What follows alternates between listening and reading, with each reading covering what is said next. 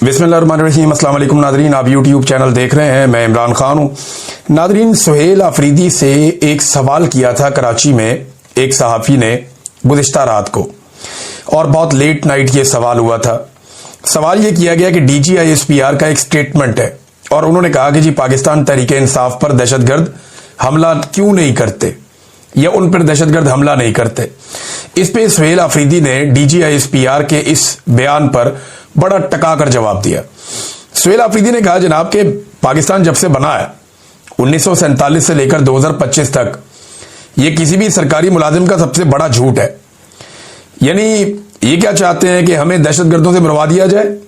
उन्होंने इसे एक नीच हरकत करार दिया। उन्होंने कहा कि हमें तो लगा था कि ये दहशतगर्दों से लड़ेंगे और दहशतगर्दों को खत्म करेंगे, लेकिन ये तो हमें उनके आगे फेंक रहे हैं। हमारे लोग शहीद भी हुए हैं, जख्मी भी हुए हैं, लगातार कुर्बानियां दे रहे हैं, हमारा बहुत नुकसान भी हुआ, लेकिन इसके बावजूद इस किस्म का तर्ज अमल। तो उन्होंने काफी मजम्मत की DGISPR के इस बयान की। अब देखें ना, एक सवाल पैदा होता है कि क्या कोई शख्स अगर इमरान खान को फॉलो करता है, या कोई शख्स इमरान खान के नजरिए को पसंद करता है, या कोई शख्स पाकिस्तान तहरीक इंसाफ को वोट डालता है, तो वो पश्तून कौम का हिस्सा नहीं रहेगा।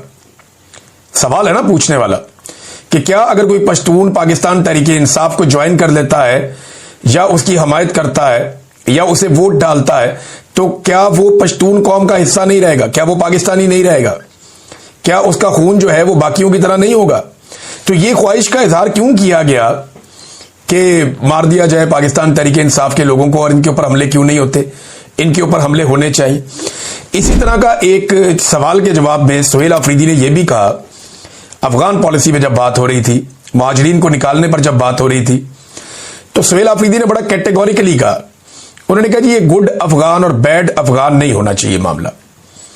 देखिए, पाकिस्तान के अंदर ना शुरू से एक प्रॉब्लम रहा, यही प्रॉब्लम पाकिस्तान से अमेरिका को भी था कि पाकिस्तान हमेशा डबल गेम करता रहा। ये पाकिस्तान की एजेंसियां, पाकिस्तान के इदारे हमेशा एक दोहरी गेम खेलते रहे। वो तालिबान के साथ लड़ाई में भी जाते थे और सेम टाइम में तालिबान के गिरोह इनके दोस्त भी होते थे। तो गुड तालिबान और बैड तालिबान के साथ मिलकर ये करते थे।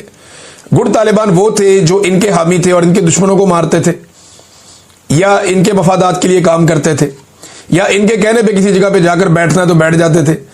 और बैड तालिबान वो थे जो इनकी बात नहीं मानते थे और इनके खिलाफ लड़ते थे। तो हमेशा से गुड तालिबान और बैड तालिबान रहे हैं।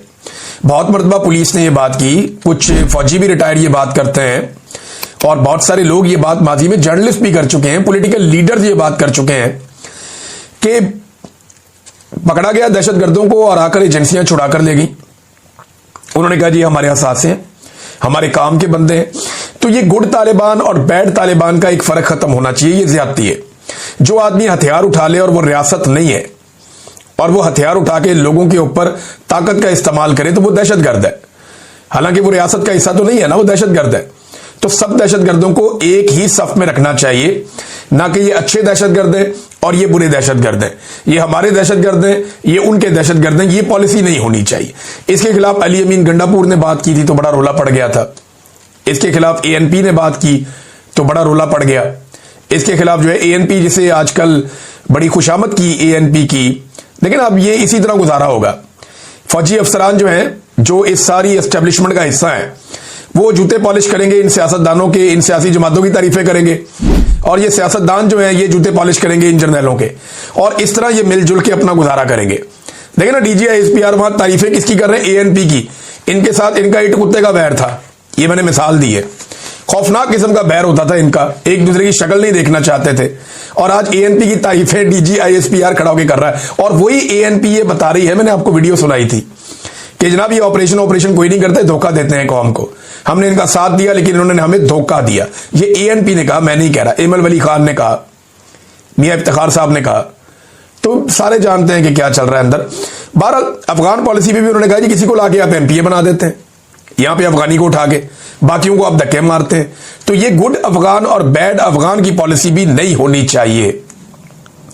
देखिए ना, ये जो घटिया पॉलिसियां हैं, इनकी वजह से पाकिस्तान को नुकसान पहुंचता है। अभी आज के वाकये में टांग का इलाका है, थाना गोमल, वहां पे एक सड़क के ऊपर बम लगाया हुआ था। वो बम का धमाका हुआ, गाड़ी जो है वो मलबे का ढेर बन गई और उसमें 6 पुलिस एहलकार शहीद हो गए और बाकी जख्मी हुए। अब 6 पुलिस एहलकारों की शहादत कोई छोटा वाकया नहीं है, अफसोसनाक इंसिडेंट है। रोजाना की बुनियाद पे फौजी शहीद होते हैं, रोजाना की बुनियाद पे सिविलियंस बहुत बड़ी तादाद में शहीद होते हैं, रोजाना की बुनियाद पे पुलिस वालों की शहादतों की इतला आती है, सबसे ज्यादा निशाना पुलिस वाले बनते हैं। तो इस लड़ाई के अंदर हमें धकेला किसने, इन दहशतगर्दों को ट्रेनिंग किसने दी, इनको पाकिस्तान में लाया कौन? लेकिन अब इतना खून बह रहा है, इतना कत्लेआम हो रहा है, कम से कम उन जर्नैलों को तो पूछे जो इन दहशतगर्दों को लेकर आए, जिन्होंने ये पॉलिसी बनाई और जो इनको रास्ता देते रहे थे, सेफ पैसेज इनको लेकर आए, लाकर पाकिस्तान में बसाया। जनरल बाजवा को, जनरल नदीम अंजुम को, जनरल फैज हमीद को, इन लोगों को लटकाए ना लाके, इनको पूछे, इनका एहतसाब होना चाहिए कि तुम क्यों दहशतगर्दों को पाकिस्तान में लेकर आए। आज वो फौजियों का खून बहा रहे हैं, पुलिस वालों का खून बहा रहे हैं और बड़े पैमाने पर सिविलियंस का खून बहा रहे हैं, बच्चे कत्ल हो रहे हैं। तो इस सारी सूरत हाल में क्या कभी किसी जर्नैल से पूछ होगी?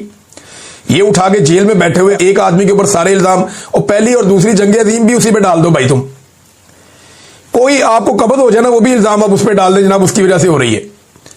कोई तो जिम्मेदारी आप ले, मुल्क के स्याह और सफेद के मालिक आप हैं और गुनाह सारे सियासतदानों ने किए हुए हैं। ये तो मानने वाली बात ही नहीं है। तो इन्हें सख्त तरीन सजाएं होनी चाहिए। तो आज हुआ क्या, जब सुहेल अफरीदी साहब ने यह स्टेटमेंट दिया तो उसके बाद सुबह एक मीटिंग हुई और उस मीटिंग के अंदर जो है वो एक नई हिकमत अमली बनाई गई। आज दिन के वक्त एक मीटिंग हुई है पहले पहर में, और उसमें जनाब इदारे के लोग बैठे, उन्होंने एक नई हिकमत अमली बनाई और उन्होंने कहा जी कि कराची के अंदर एक तो बहुत तबाही फिर गई, लोग कैसे निकल आए इतनी बड़ी तादाद में, तो इसको भी जरा थोड़ा डाउन प्ले करना है। और मीडिया को सख्ती से मना किया गया कि कराची के मामलात पे पाकिस्तान तहरीक इंसाफ जितना भी जोर लगाए आपने डाउन प्ले करना, आपने उस तरफ नहीं जाना। एक तो ये हुक्म जारी किया गया। दूसरा एक और हुक्म जारी किया गया कि मीडिया अब अपने तौर पे हम कुछ नुकात दे रहे हैं, उनकी रोशनी में सुहेल अफरीदी के खिलाफ प्रोपेगेंडा करे। तो चंद पॉइंट्स बनाए गए और वो पॉइंटर्स बना के ऑफिसर्स के हवाले कर दिए गए और उन ऑफिसर्स ने उन पॉइंटर्स को वुज़रा को भेज दिया और साथ में भेज दिया मीडिया हाउसेस को। अब क्योंकि मैं तो मीडिया का आदमी हूं, उन्हें कोई चीज मसूल होती है तो हमें पता चल जाता है कि मीडिया को आज ये चीज मिली है। तो जनाब हुआ ये कि पाकिस्तान का सारे का सारा मीडिया को, समा, एक्सप्रेस, जीएनएन, पता नहीं कौन कौन से 92 और पीटीवी और सारे एक ही वक्त में एक ही तरह की कवरेज शुरू कर दी उन्होंने। कोई धमाका नहीं हुआ, कोई इंसिडेंट नहीं हुआ। गुज़िश्ता रात को वज़ीर आला ने एक बयान दिया था, उस बयान का जवाब आप देखें ना, कैसी अजीब बात है। अचानक सारे के सारे चैनल्स के एडिटर्स बैठे हुए थे, सबके दिमागों में अचानक एक ख्याल आया, सबके दिमागों में जो ख्याल आया उन्होंने कागज पे लिखा एक जैसा,